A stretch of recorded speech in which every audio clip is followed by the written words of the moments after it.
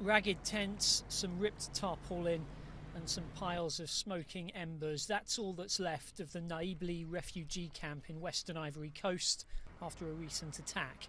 Exact details are sketchy, but the causes are thought to be inter-ethnic conflict, with ethnic doulas accused of having attacked the local Ngokwey population. The people living in this camp were internal refugees, displaced after the post-election crisis of 2011. The attack may have been in retaliation for a robbery carried out the night before.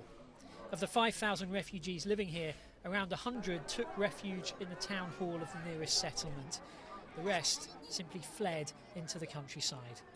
We have nothing to eat. They burned all our goods. We have nowhere to sleep. They tell us we just need to leave here, but we don't know where else to go.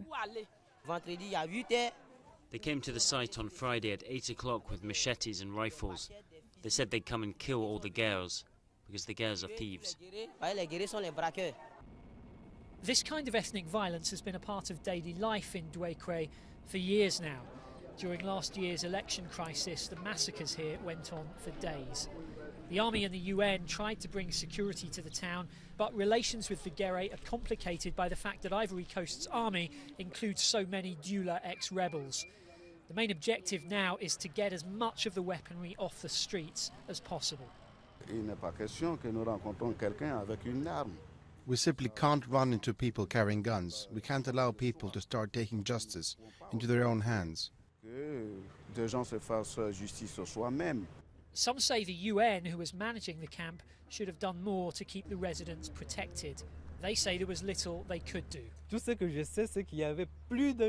All I know is that there were more than 1,000 people facing a dozen soldiers, and when you have that, the inevitable happens.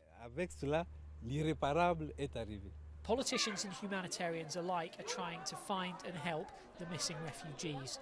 That's just the start of the real task, trying to reconcile two damaged and antagonistic communities.